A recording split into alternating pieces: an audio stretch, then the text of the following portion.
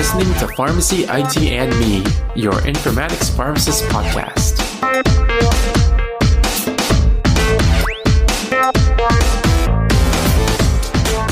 Hey everyone, welcome to another episode of Pharmacy, IT, and Me. And as with every episode, we start this one saying that the audience is everyone. Today, we're going to be having a very special guest, one of the pharmacists that I've been wanting to have on the podcast for a while, and we've been friends for a while, but actually never officially interviewed you on the podcast, is Dr. Timothy Aungst. How are you doing today? Not too bad. I'm out here just thinking about all the stuff that's going on in the world and pleasantly surprised by all the new technology and such, and trying to keep my head above water as I have to balance between academic work, clinical work, and all this digital health stuff that people ask me about. It's fun. Yeah, you do a lot of stuff. And for those of the listeners who don't know, Timothy Aungst, his handle online is the Digital Apothecary. So you might have heard that. Dr. Aungst actually did do a lot of different speaking events about digital health. So really excited today to kind of delve into, digital health and how you got started in it and, what you currently do and what you think pharmacists should know about it. Just to get started, for those of the listeners who don't know who you are yet, can you give a little brief intro? Yeah, sure. So, my name is Timothy Aungst. I'm an associate professor of pharmacy practice. I graduated back in 2011 at Wilkes University in Scranton, Pennsylvania, which is that place where people like that one television show I've never watched apparently, but I should one day. And then I went on to do a PGY1 residency, pharmacy practice at St. Luke's University Hospital in Bethlehem, Pennsylvania, just north of Philadelphia. And then I went and did a clinical geriatric fellowship up at MCPHS, where I stayed on as a professor. And I clinically have done outpatient ambulatory cardiology and focus on heart failure management care at UMass. I did that for about 5 to 6 years, and then I gravitated over into working in home health care, which is an area that I was always focused upon. So that's the clinical, academic, not really interesting stuff as far as I'm concerned based on what else I do. So the background is I got involved in mobile health back in 2011, 2010. I had been, this is when I got access to smartphone and such. I was behind the ball just because of cost, to be honest, from 2006 to 2010. That 2010 was when I actually could afford getting a smartphone, and I got an iPad. And during my clinical rounds, I was actually, instead of using computer on wheels or workstation on wheels, I was using my iPad to process orders. And a lot of people were like, well, how are you doing this? And they'd never seen that before. And I was doing a lot faster order entry compared to other clinical pharmacists and staff pharmacists that were doing satellites and doing walkarounds in the hospital. And what ended up happening was I started being like, well, are there apps out there? Are there other stuff that we can use to, besides this order entry? Like, what else could I do? So I started finding apps for patient education and videos. And I was starting to play stuff at the bedside, doing post-discharge counseling and such. And I saw a huge opportunity for that, but I was like, what makes a good app? What makes me, why would I recommend this to another provider? And that's actually started becoming a question within the hospital. It's like, people see me do this stuff, well, what apps are you using? How did you figure this out? And I was like, okay. And then I found a group, it was Satish Mehra and Iltifat Hussain that had founded iMedical Apps. And I came to them and said, I'd like to write for you guys from a pharmacy perspective, because you guys are writing from a medical perspective. And they're like, sure, we'll take you. So I actually got slammed to do patient-focused apps and pharmacy-related apps. And over that time period, I have probably reviewed anywhere between maybe 3,000 plus apps out there. And it was daunting. It was just daunting, just being seeing stuff drop into medical and health app columns within the old app store at the time. And this is back in the era where, Apple was out there, proclaiming how many apps were on the app store. And once they hit 1 billion, they stopped that. And they actually stopped showing how many apps were on the app store. Unless you buy third-party software, you don't really know how many apps are actually out there. IQVIA has been quoted saying it's 300,000 plus health-related apps on the market at this current time. It depends how you want to break down those numbers, but Apple is probably the only one that truly knows at this current time. In any event, we were reviewing apps, we were trying to set up standards and such. We were trying to figure out what makes a good app, what makes a bad app. We actually got started being pulled into different organizations. We started being asked to, write guidelines, write some best practices. I know there's some individuals in an organization that were talking that have been hit up by the FDA and related. So we put a lot of work into this, and I reached a point though where I was moving more into my academic role and I couldn't support being an editor and doing that so much work, and I'd stepped back, and then I started focusing on, let's focus on the pharmacist audience. I've been really focused on the healthcare physician audience, to be quite honest, review like drug related information apps for them. Then I hopped back over to pharmacy. I started writing for Pharmacy Times about like different digital health news and such that was coming out to place. And this is when it transferred from mobile health to digital health. This is when I was like being asked about devices, wearables, stuff like that. And around the time I was like, I probably should set up a blog, just, put my own thoughts about this stuff together. And what's ironic is I call myself the Digital Apothecary, and my initials are TDA. But I didn't do that on purpose. Someone else pointed out actually words afterwards. They're like, "Did you know that you chose your initials as your blog name?" And I was like, "You know what? I'm gonna pretend I did that, but I'm gonna confess now, that was not intentional." It's just subconscious, right? That's what my wife says. She's like, "Yeah, you probably just did, and you just didn't realize it." I was like, "Yeah, we'll go with that." So I started calling myself like the Digital Apothecary. I started writing different stuff like that, and it was actually really tough because I will be honest, I have been told by other academic pharmacists over the years to actually stop doing this work. That they thought that the whole digital health movement and health movement was meaningless, and I should concentrate more on doing traditional pharmacy related activities.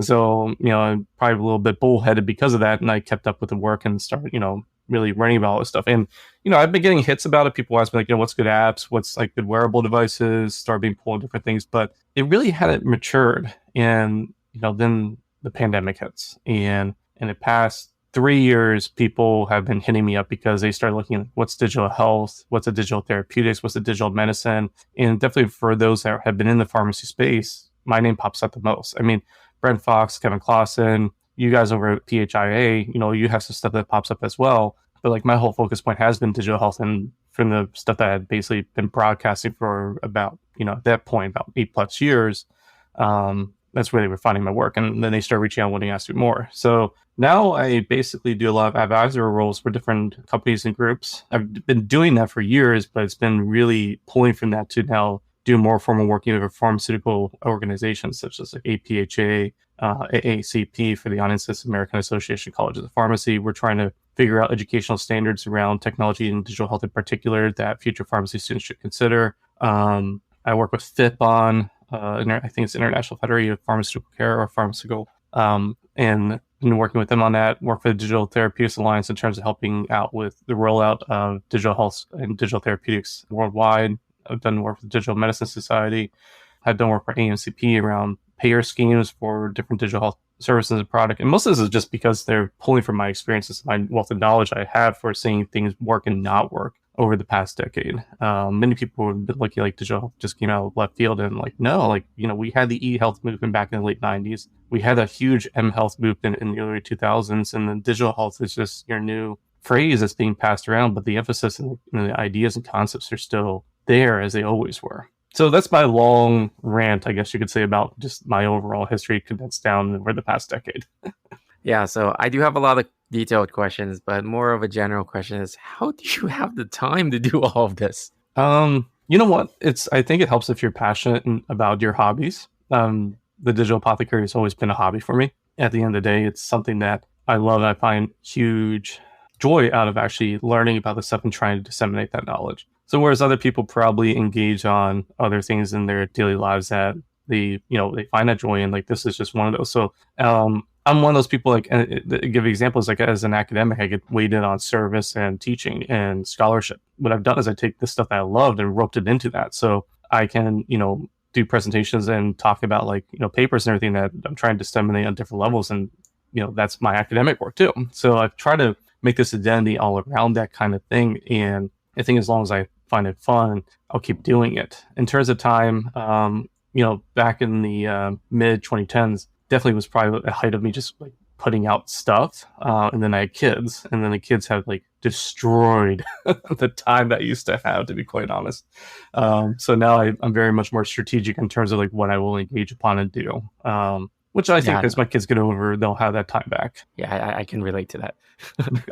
Yeah, you got a little one now. I mean, like, it's constantly a battle, right? Trying to be like being a father, being a whatever we're getting paid to do, being a husband, and in trying to find the value in things that make us who we are and not abandoning certain things. I think it's just like that's the issues. Time to me is a one commodity in life you cannot bank. You can the whole goal of people wanting to have money is basically so they can buy time back, right? I'm going to pay for Uber Eats to deliver my food so I don't have to go out that door. I'm going to pay for someone to go shop for me. I'm going to pay for someone to handle all these extraneous things so I can have the time. The more time I have, the richer I am with the financial backing to, ensure that time is there for me. And I make that statement because that's actually why I like digital health, because it is about that time management. Instead of someone having to spend time taking out of their day to call off work, to have to schedule something and then drive somewhere and then pay for parking and wait for 30 minutes in office to be seen for like 20 minutes and go somewhere else to get testing and then go after somewhere else to get new medications. They lost all the time that day to take care of themselves.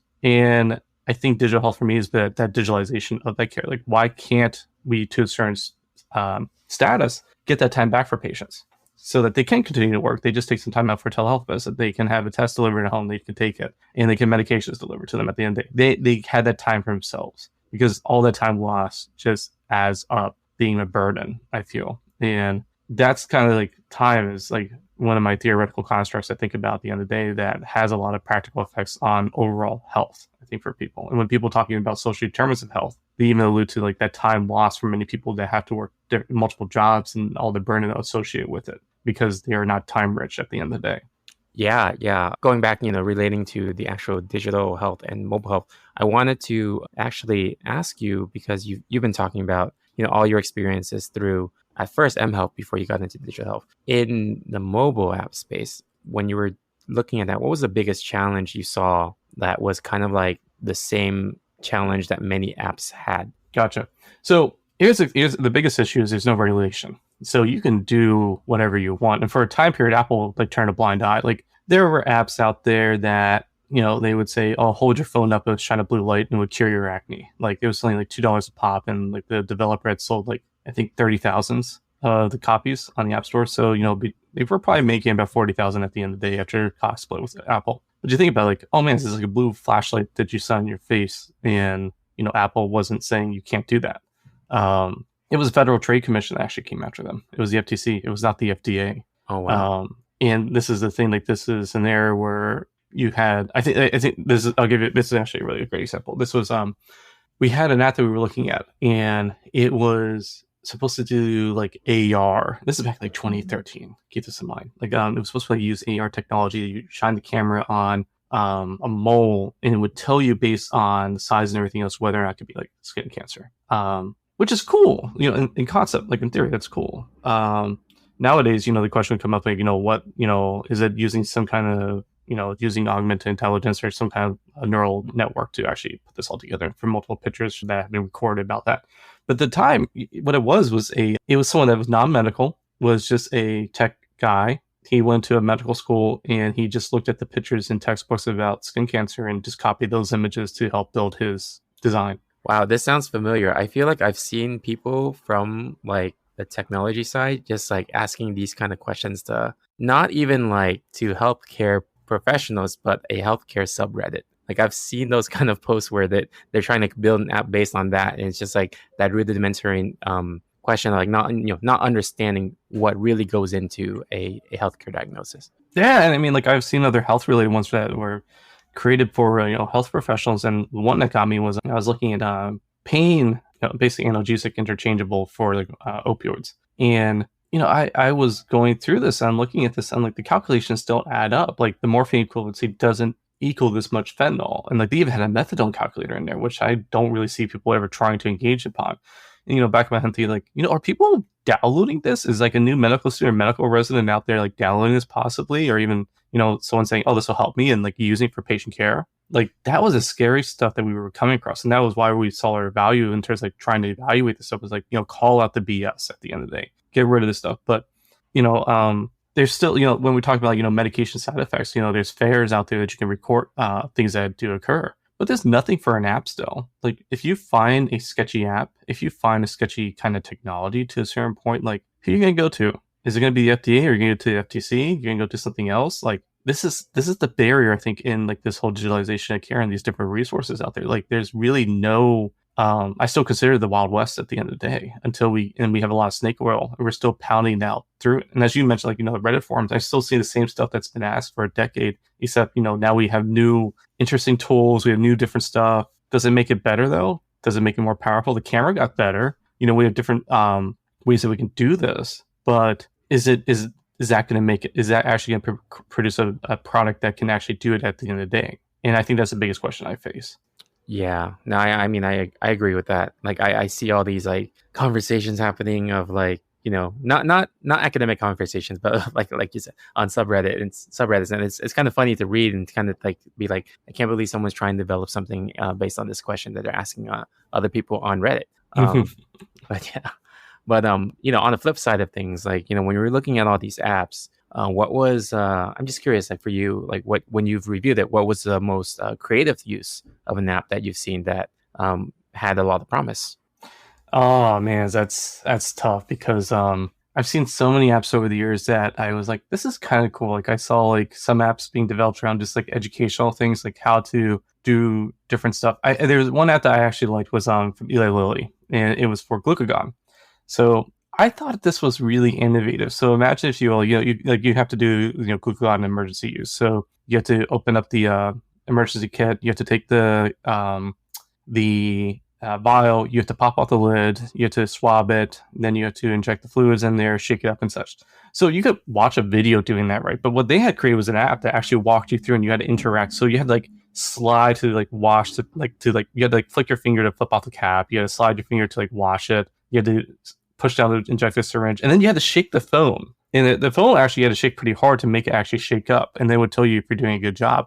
And I was like, this is really interesting from a patient educational standpoint. What else is available there? Some other ones I had seen that I really like was, we talk about heart failure readmission rates and such like that. And there was a movement at a certain point where you almost like it was like you had Tamagotchis for like diabetes and like heart failure, and you had to take care of these things that had this condition, and ergo, if you the better you take care of them and do these certain things, then the pet would live, which was supposed to be you. So like there was people were trying to heart failure discharge, like you had like a day to like live this pet that had this problem. What can he eat? Oh, don't feed it too much salt, you're gonna kill it. Oh, it can't drink that much, you're gonna kill it. Oh, you have to remember to give its medications. Did you weigh it yet? Oh, it weighed this much. What should you do? Oh, you didn't call the doctor. Okay, now it's dead. It's like reaffirming to the user, like, okay, these are like habits I have to form. And just as I would take care of this little virtual pet, I now have to take care of myself. Oh my gosh, that's pretty cool. That's really unique. That actually reminds me of a joke I saw somewhere, that the Fitbit is basically a Tamagotchi, but the pet is actually you.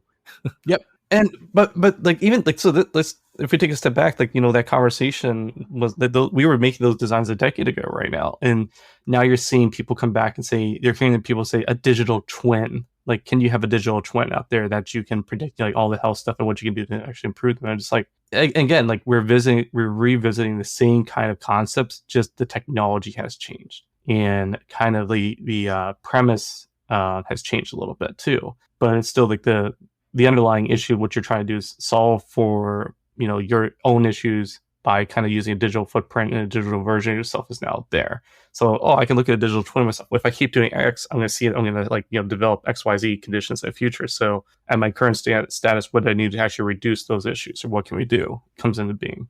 You talked about moving into digital health, and digital health, you did mention this like a Wild Wild West, and I wanted to ask you, that term digital health, it's so non-specific. Like how does that get defined, and how do you see it break down to different things? Like health is part of it, digital therapeutics is part of it, but are there, like, I know some of the societies have those breakdown definitions, so can you kind of describe a little bit about like how digital health kind of breaks down? Yeah, I mean, like the FDA, has a Center for Digital Health Excellence that they launched in the past 2 years. They don't have a definition of digital health on there. FDA never had a definition because they don't know what it is. And then you have digital therapeutics, which has kind of one, digital medicine kind of has like broad things. And HIMSS, I think, has a digital health definition toolkit that's like 20 pages long. So no one really knows what digital health is. And this frustrates people. And it frustrates no one else, like academics who want a firm definition at the end of the day. Like, I make my colleagues go insane. I know that. And so I'm going to give you my personal thoughts. So take it for what it is. I regard digital health currently as the digitalization of current health modalities, moving towards a model away from intermittent care towards continuous care based on the availability of patient data that has not been there before.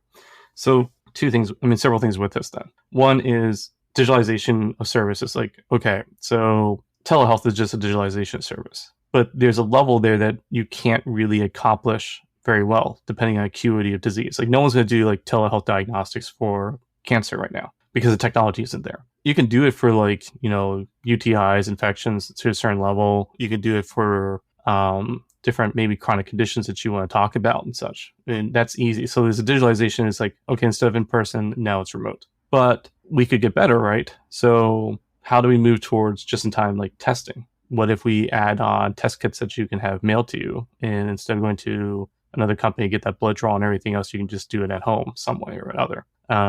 What if we move to a point where we have remote patient monitoring? So instead of like doing vitals in the office, we can now do them in your own home. And so it's like, again, but still doing the same tests, like it's still digitalization. So instead of doing a blood test, blood test in a center, you're doing blood tests at home. You're moving from doing a blood pressure analysis towards home. So it's still intermittent care. It's still data that's self-collected. You have to take a lot of ownership over it, and it comes back, and it's a one-time measurement. So we're still trying to figure out that whole digitalization level. We're not there yet. I think we'll be there probably by 2025. Biggest issue is going to be payers and evidence for certain of these conditions and works out. I think the payers are going to come on because, like, well, now we don't have to pay for a lot of the overhead charges for a lot of these type of works that were done in person. So if a patient takes their own blood pressure, do you have to pay for someone else doing it? Can we pay less for that remote patient monitoring? Is it a better CPT code now that's associated with it? So that's one hand. So first we have to figure out how to digitalize a lot of this stuff. And there's going to be things that we don't know how to digitalize. And this is where digital medicine opens up, because digital medicine's like, well, how do we take like a, 60-second walk test and use your Apple Watch, which has like a gyroscope and everything in there that can actually sense how well you're walking. But then, not even that, like, why do we care about 60 seconds? Why not all day? And this is where you open up a new can of worms, because clinically, I don't think, Tony, we've ever been trained around this is continuous data. I mean, like in the hospital, like the ICU, critical care stuff, yeah, you have people constantly hooked up to telemetry and other things like that. But like outpatient, like I don't think about people's blood pressure all the time. I don't think about someone's blood pressure 24 hours. I mean, yeah, there's kits and like and devices you can put on, but we only do that for diagnostics in certain conditions. We don't do it all the time for the whole population. We're going there. We're going to a point where we have continuous data. And I think it changes the language around how we treat certain conditions. I look at diabetes and I think about CGM, or continuous glucose monitoring. We're moving away from self-monitoring of blood glucose towards CGM. And CGM, because you have all the data, now opens up a new way of measuring outcomes. Now we're talking about TIR, time and range. Because we have all those data points, then we're recognizing that if you're in a certain percentage of TIR, you have better outcomes associated. So do we move away from random thinking out pre or postprandial like measurements of blood glucose towards just time and range? How does it deal with A1C? How does it deal with other things? Like, what does that all mean at the end of the day? So this is a second level, is digitalization, moving from intermittent data that we've been having towards new data sets that we have to reconsider what it means clinically at the end of the day. And then the final part is when you hear about digital therapeutics, which is, can we use treatments that are just very digitally focused? And right now there's a focus on cognitive behavioral therapy for a lot of this stuff, but I think it picks up more. Why do I have to think about, again, I'm coming back to this whole like time. And I think like the patient center at home is the new way where we engage care, not going to a clinic. So like if you have like a substance use disorder or a sleep problem, why do you have to go drive somewhere to talk to a therapist about it and engage in CBT? Again, you lose all the time associated with it. Why can't you just do CBT at home? So there's a telehealth, proposal right there. But then let's move beyond it. Like, why can't we do it through an app? Why can't it not be self-guided? Does it have to be done by a human? And this is where we start getting into like the role of VR, different things like that. For, can this technology actually deliver treatment, not a non-pharmaceutical treatment for a condition? Obviously, there's certain conditions that you just don't do. You're not going to beat cancer with a piece of software at the end of the day.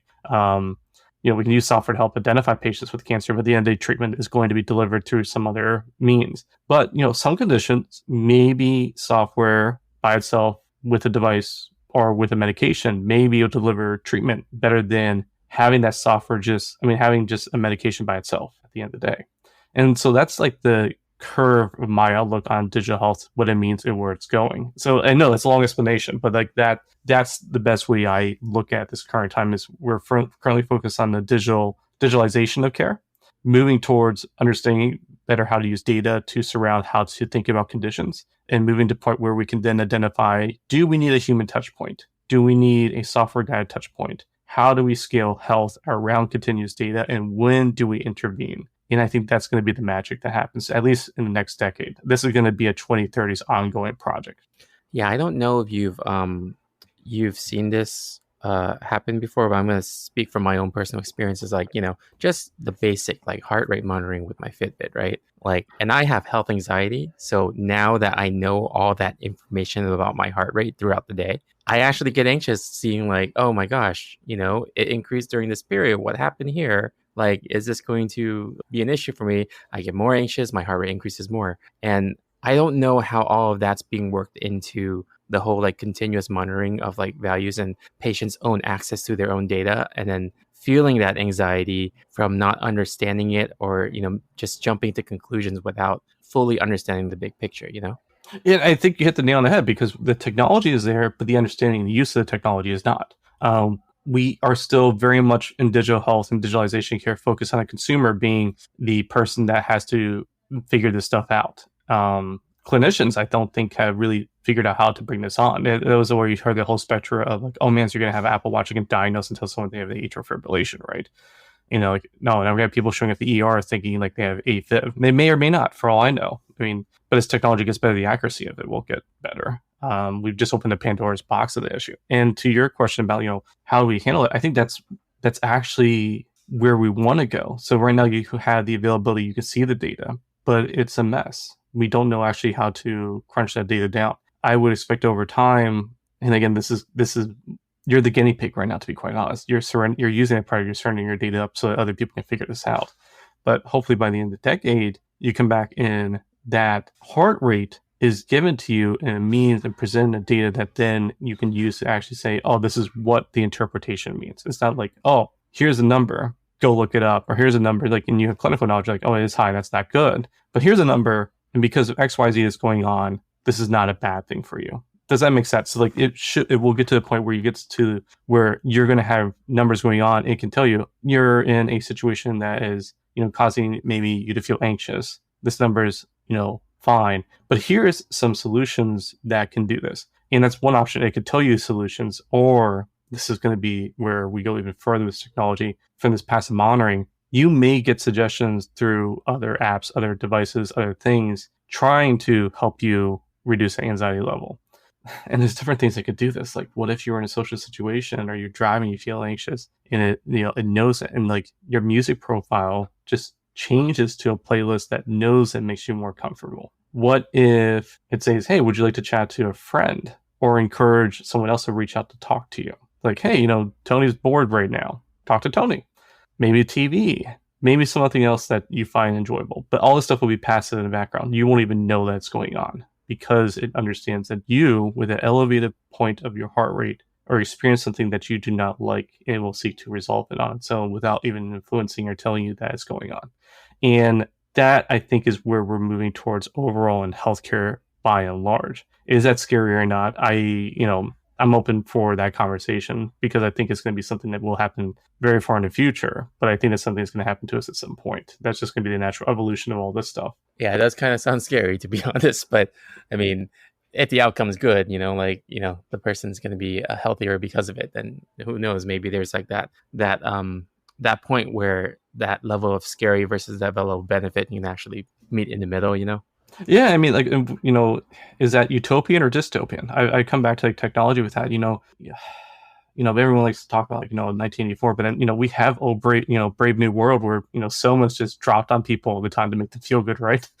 So instead, maybe a medication doing it, like, can your environment do that? We know the environment is very big for healthcare, and is this a public health kind of thing that comes into? Do the payers look at this and say, hey, you know what? If you're feeling less anxious, that will reduce your risk of developing any psychological problems downstream. Let's engage with that, because then I don't have to pay for that money in the future. I don't have to pay for a therapist so we can just nip in the bud now, right? If I can stop you from developing diabetes or heart problems, I'm going to do it, because it's going to be cheaper for your care and for us in the long term. And I think that's going to be the balance, is, rugged individualism at the end of the day, that, we want to tell people they can take care of their own health. But my God, look at the past 2 years and see what people have done. They're out there eating horse paste.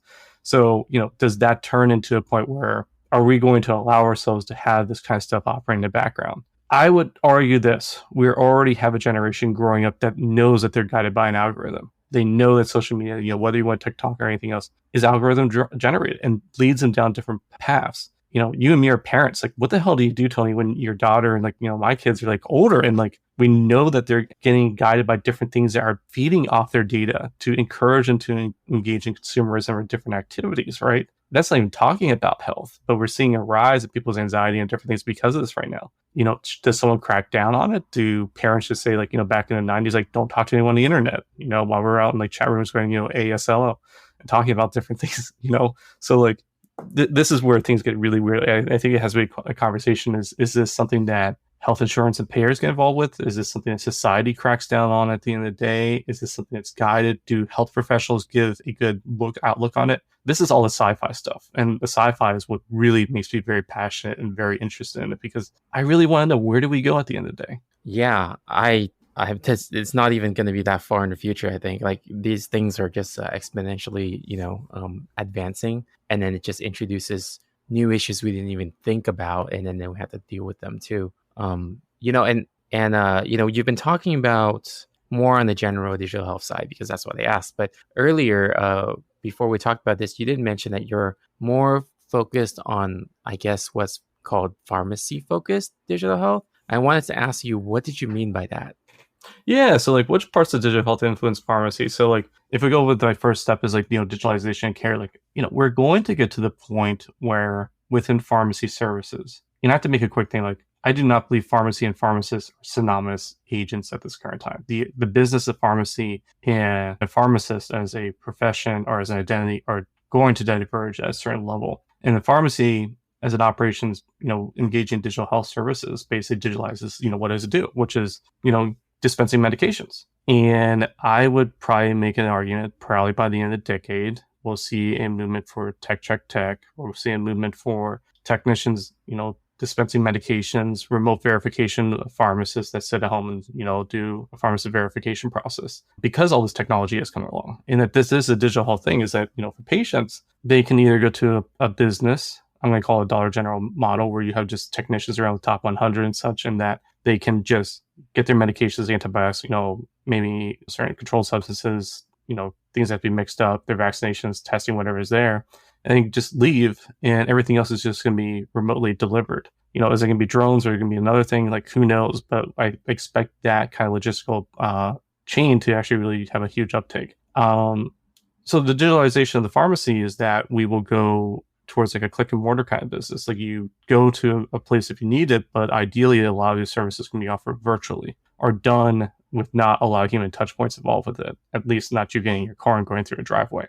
What does this mean for pharmacists? What does that mean for us providing then value that when we lose our, that front present in a pharmacy, where do we go with that? And then this is where I, start thinking about what else is changing in that digital health is changing how we think about care. We've seen different health systems, Austria, for instance, now using pharmacists to do remote patient monitoring, which is basically patients aren't even coming in. They're just getting data outpatient side about blood pressure. And the pharmacists are basically checking on patients, checking on medications, and making adjustments to therapy to make sure they hit their target blood pressure goal. We'll see the diabetes. We're going to see it with cholesterol and such like that, because those tests can even be done in the patient home and shared as well. So we're seeing a push for different services we engage upon. At the end of the day, the biggest problem is going to be money. It's going to be the payers. We know that we need a pharmacist to verify. It's set up in our laws, and that's our value set right now. To have someone say, well, let's pay for this service for pharmacists to provide, well, what's the value proposition there? And this is my biggest headache right now. What I'm really trying to get people to really think about is that we don't need more research saying that we can provide clinical value.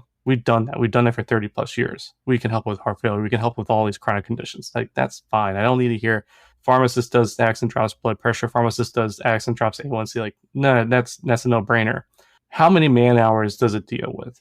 How many FTEs do we need to deal with? How many patients can you deal with in that amount of time that actually goes towards a point where you get that outcome and a payer looks at it and says, it is worth paying a pharmacist to do those services? We have clinical research that shows clinical value. We have very little good research that shows a financial incentive for a payer to come on board and say, it is worth paying you for this. And I'm not even going to talk about medication therapy management. I'm thinking like, MTM 2.0 or beyond that. One of the biggest issues has been just the time sink to do all this work. It doesn't compare to a PA or NP or stuff like that. But if all this other technology comes to fruition that I've talked about, does this put pharmacists in a situation where we should be in charge of the medication delivered process in terms of not even like, if we're going to give up verification and dispensing, do we subsume just the whole medication journey instead and how that all reacts and such? And the reason I make that argument is that most providers don't want to deal with like, oh, patient's blood pressure was this day, and this is a trend and such. They don't like that's not going to be their job. They don't want to take it on. Nursing doesn't have a skill set for it.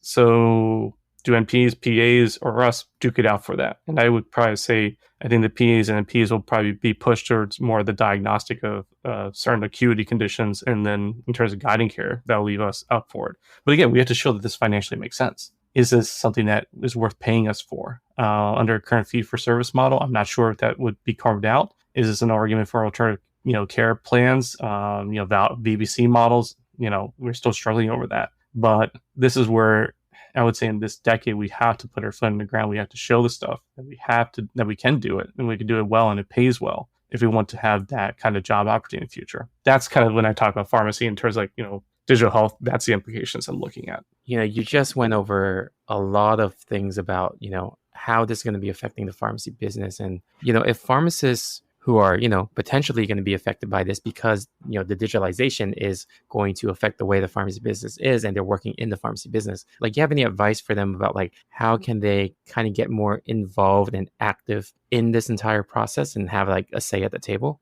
So I don't think it's like the goal is to become a digital health pharmacist. Like I would say digital health by and large eventually just becomes healthcare at some point. All this technology just, rechanges how we think about healthcare in the future. And we've done that through millennia, how you regard like even our names, having going from druggist, chemist, apothecary, pharmacist, like we have evolved to fit the situations in terms of where it goes, whether it was compounding medications in years past towards and pharmaceutical products coming directly to a pharmacy that we then dispense. And I think we've seen it with other health professions as well. So I think the question that we have to think about though is, what does that mean? Like, where do we exist and how do we function? What is a pharmacist without their medications that they dispense? Are they still a pharmacist? I'm not sure. But I think understanding, where healthcare is going is going to be very valuable to then, strategize in terms of like where we fit.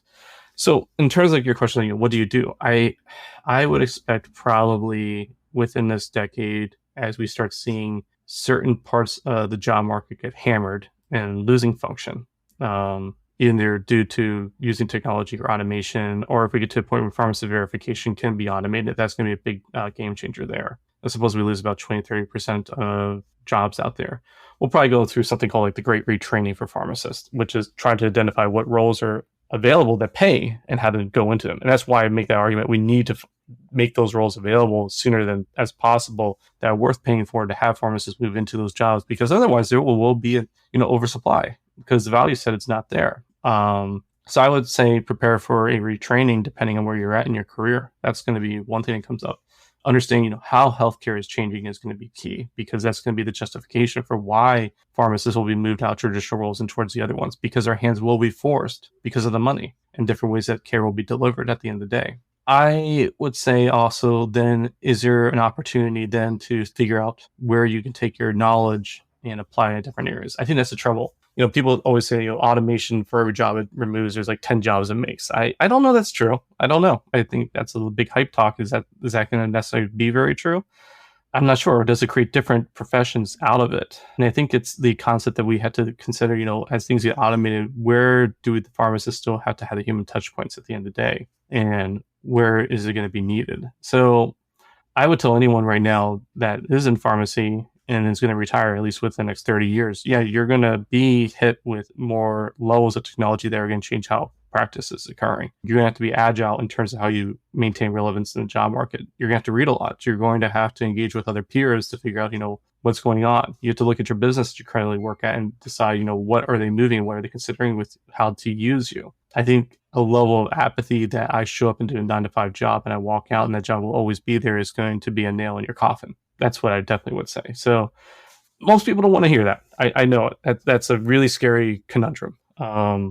thinking that you spent all this money to go to school, that you expected to make a certain amount of income coming out of it, and that you would have the job for the rest of your life. It's not there. It is not. So I think the concept and the expectation that the market for pharmacists is going to be very labile in the near future, we need to talk about that. And it's not just like, oh, I don't like working this job because it's stressful. No, it's how do you justify actually existing as that professional in a changing healthcare dynamic that will be coming. Yeah, thanks for being honest and just sharing, that and all of everything else you shared on the episode. If anyone had any questions about, digital health or even your personal career journey, what's the best way that they can reach you? I'm on social media everywhere. Just reach out to me. If you go to my website, there's a contact form. Hit me up on Twitter, hit me up on LinkedIn. I'll usually get back, and I'm more than willing to talk. I do have YouTube videos for a lot of frequently asked questions that have come up. So I might send that to you. Just say, hey, look at this first, and then if you want to talk more, we'll have that conversation. I think the big thing is, going back to your last question, is people are like, what other job opportunities are out there for me? I'm an educator, and the biggest thing is I focus on what pharmaceutical knowledge does a student need to have, and I think some of the stuff I do teach is going to be outdated here soon. I won't lie, and then we have to figure out how to readdress that. But the one thing I do think that is key for any level of education, and this might go back to my background, enjoying philosophy. I want to be a history and philosophy professor. That's what I really want to do, but there's no money in it. What ends up happening is I truly think that critical thinking skills is going to be very valuable. Taking health knowledge and applying it towards healthcare is going to be key. And I think it comes back from our earlier discussion. People want to make apps out of complete BS because they have the technical knowledge. They could make something, but does it have any value set to it, or does it clinically mean anything? Who's going to be the intermediaries to solve that? Until we have friends that are doing those kind of jobs right now. And I think this is where it comes down to is there a retraining level that's expected to do those types of things? Is there a certain different level of education that has to occur for you to be an intermediary in a company that wants to engage in tech services with healthcare knowledge at the end of the day?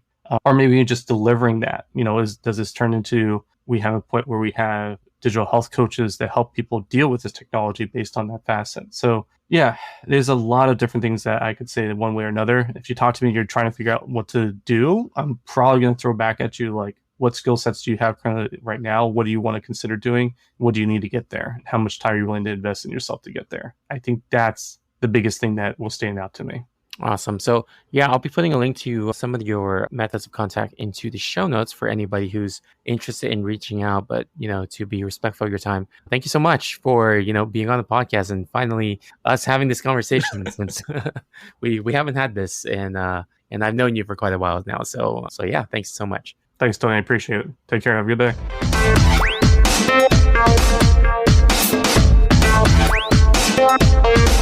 All right. If you like our show, please share with your friends, or you can help us out by writing a review on Apple Podcasts or any of your other favorite podcasting services. You can also check us out on social media on Facebook, Twitter, Instagram, or LinkedIn, and you can also reach out to me at tony@pharmacyitme.com. If you want to network, you can check out the Pharmacists Connect group at pharmacistsconnect.com, which is PHARMACISTSCONNECT.com. There's different topic channels, including informatics, and I've met some great colleagues on there, and I look forward to connecting with you as well. Thank you again for listening, and I'll see you on the next episode of Pharmacy IT and Me. And remember, technology is a tool, patient care is the goal.